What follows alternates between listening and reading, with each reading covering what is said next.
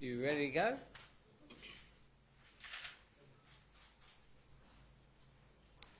Well, this is my third visit to the Northern Territory as Prime Minister.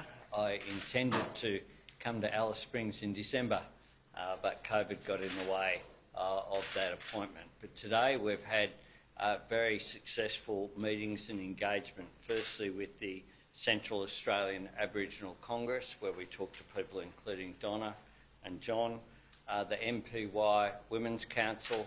We had a meeting with the Mayor of Alice Springs, Matt Patterson, and the leadership of the police, including Assistant Commissioners Dole and White. And I want to thank Natasha, the Chief Minister of the Northern Territory, Chancey Peach, but also my federal colleagues that I've brought here with me today. Linda Burney, the Minister for Indigenous Affairs, Senator Patrick Dodson, there at the back, who is my special envoy for the Uluru Statement from the Heart, Senator Malarndirri McCarthy and Marion Scrimgeour, our local MPs for the Northern Territory in both the House of Representatives in Lingari, but also for the NT.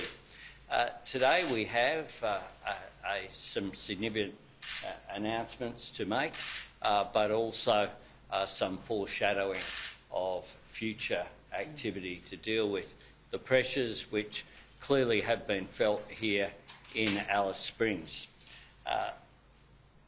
Natasha will go through some of the immediate restrictions which will be placed on and will be announced and implemented in cooperation with the authorities, including were welcomed very much by the law enforcement people and others who we met with today.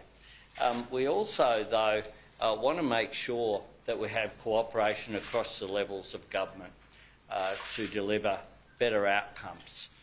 These are complex problems and they require a full solution which won't be immediate, which require different levels of government, but to work together to that end. We've agreed to establish a Central Australian regional controller, and that person will be Dorrelle Anderson, who's here with us this evening. Dorrelle is the right person for the job, someone who's experienced and someone who's very familiar with this local community, but someone who'll have responsibility to make sure that we get federal and state programs coordinated in the best possible way to make sure they're the most effective, but also they provide for the best use of taxpayers' dollars to make a substantial difference. Dorrelle will oversee as well, along with representatives of the Commonwealth and the state government, a process over the next short period to report back on the 1st of February to myself and to the Chief Minister about the implementation of potential changes to alcohol restrictions in Central Australia, including potentially moving to an opt-out situation rather than opt-in that has applied, but to analyse and to consult with communities to make sure that we get the right outcome there, and it's the one that brings community with us on that journey. The fourth, the last issue as well that I'll go to is the development of not just a Central Australian alcohol management plan in the long term, but how do we deal with the complex issues which are here. We had today, the Mayor certainly put forward that it was an issue of youth crime as well as issues related to alcohol, but also that it was issues related to employment and opportunity, issues that were about service delivery and service hubs, and about investment in communities.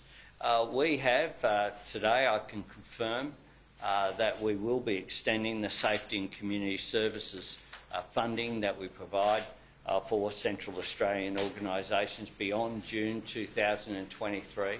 That will be a $25 million commitment to provide that certainty for the workforce and for those organisations and for those people who depend upon their services going forward.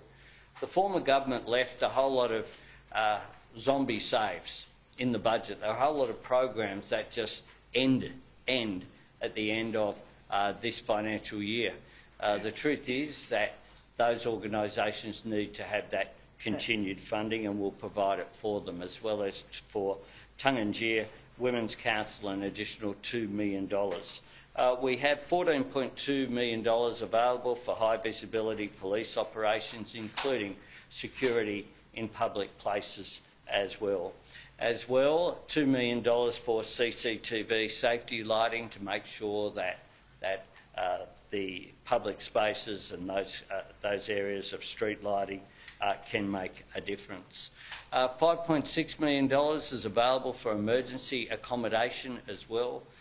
This is an issue which has a severe shortfall in this town of Alice Springs, and that will provide support, particularly so that people who are victims of domestic violence have somewhere to go in those circumstances as well.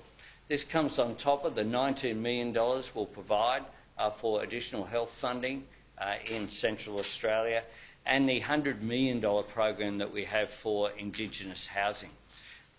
The issues here are complex. Today we had an opportunity to listen face to face, and I appreciate the opportunity, and I certainly appreciate as well and acknowledge the work of the Northern Territory Government and my friend the Chief Minister for undertaking the task. We spoke yesterday and agreed that we would meet here today face to face, and that there was a lot of benefit towards having the leadership at both the Commonwealth and the state level meeting here together.